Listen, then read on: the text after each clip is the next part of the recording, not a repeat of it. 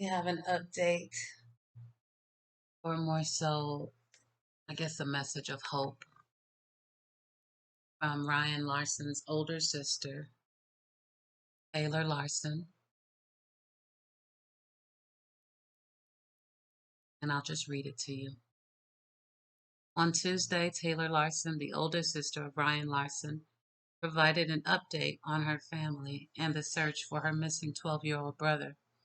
In a social media post, she said she wanted to put something out for the public. Larsen expressed gratitude for the support shown to her family and reminded people that the police can't share every detail of the investigation. He ended with a message of hope. There are still ways to help and get Ryan's name out there, so please don't give up, she wrote. Trust in God because He can move mountains, and this job isn't too small for Him. We believe that Ryan is still out there and will come home. Be positive and be kind.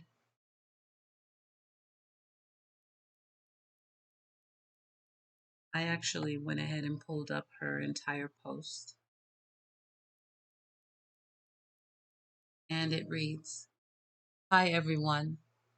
I know a lot of people are searching for an update on Ryan, so I just wanted to put something out for the public. Many of you have probably heard that Ryan's umbrella was found. The police are not disclosing where it was found specifically in the apartment complex. There have also been many comments on a reward. I want you all to know that we are trying our best to get everything figured out with that. It isn't as simple as throwing a GoFundMe up and asking for money. A separate bank account must be set up. A phone line must be set up. There needs to be people on standby 24/7 to take calls. It must remain anonymous. We have to have contracts drawn up for when a reward is given, etc. There are so many things that have to be taken care of to do that, and we are also trying to go through the right channels. The police still have leads that they are investigating, but they also have no obligation to let the public know everything. We don't even know everything because it is an investigation.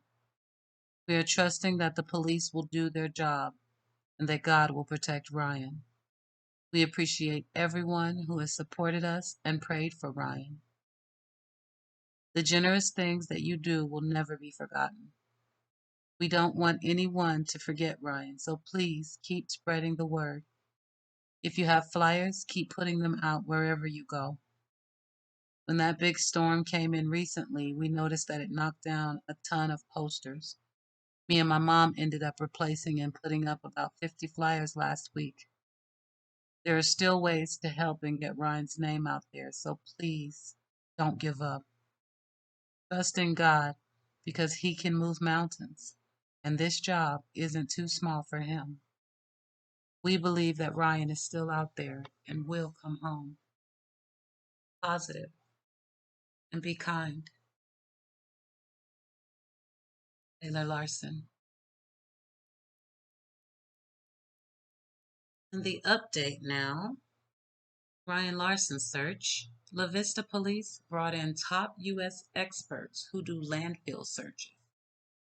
Boston said landfill experts focused on trash dumped after an eyewitness last reported seeing Larsen in the apartment complex the afternoon of May 17th.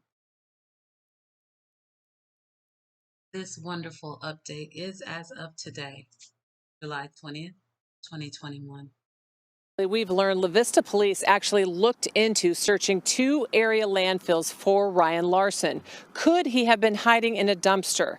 Well, this community is known for coming together to get in a landfill to search for a missing boy. If you remember the case of Brendan Gonzalez from 2003. Ryan Larsen likes to hide, even Googling how to hide from police. Could he have found a hiding place in a trash dumpster? We're looking at all different avenues because we really have no evidence whether he was abducted, whether he walked away, whether there's foul play involved here. Chief Bob Larsen says another resident found Ryan's umbrella near the dumpster in their Southfield apartment complex. We had somebody of similar size get into the dumpster to see if they would be able to open the door to get out. We went through that. They also called in the nation's top landfill experts who work with the National Center for Missing and Exploited Children to conduct an assessment. To search the entire cell would roughly take 78 months of 20 people a day, working 5 days a week. Chief Larsen says the trash from the Larsen's apartment complex is transferred to one facility and then moved to either Douglas County's Pheasant Point landfill or one in Mills County, Iowa. We have video from that truck showing that trash being dumped, and there's no object or a body-like thing that is coming out.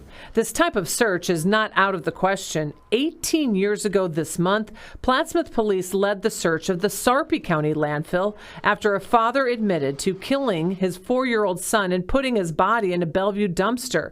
There was blood evidence in that case. Lawson says they haven't found Ryan's DNA anywhere.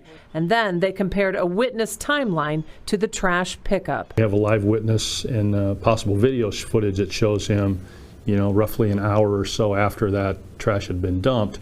And even though this theory didn't pan out, Lawson says they have to look at every single aspect. And you don't search landfills on a hunch, you search landfills based on evidence. Well, Lawson tells me they did save the GPS coordinates of the day of the trash when Ryan Larsen disappeared, just in case they do have to do a search of that landfill. He also says they do have Ryan's DNA on file if this turns into a cold case.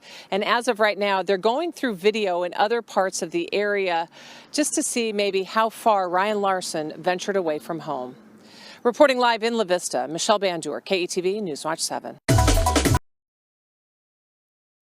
La Vista police chief believes that someone knows a key piece of information about the disappearance of Ryan Larsen. Tomorrow marks 2 months since the 12-year-old walked out of school and vanished. 6 News was briefed by Chief Bob Larsen just hours ago.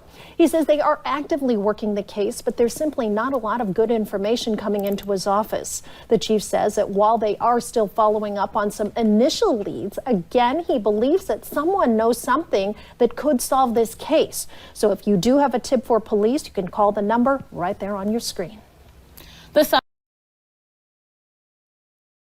We are still searching for Ryan. Now they're going to check the landfill. That's scary. That's really scary that anything would lead them in that direction, but something did. Don't forget to say his name, you guys. Don't forget to hit the like on this video, on his other video, on every video. And you won't find many, but there are a couple on YouTube. There are some creators who have said his name. One, I can't recall her name, but I saw her video a couple days ago and I hadn't been able to verify, but it was just verified here that, oh God, I'm having a brain fart. Oh gosh, they literally just said, bear with me.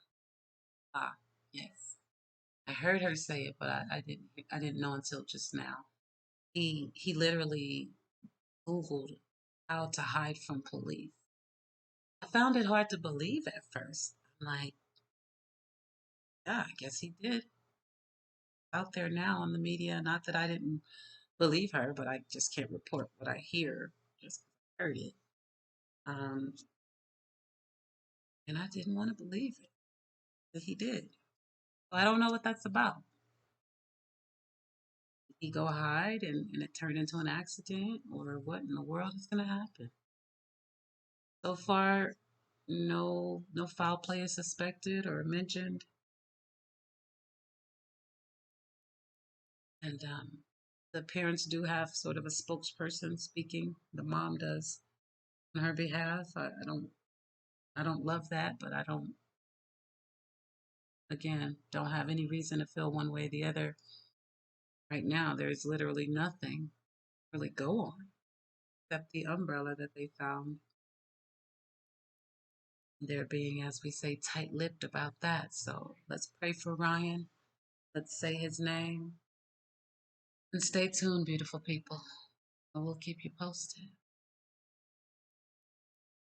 Pray for Ryan.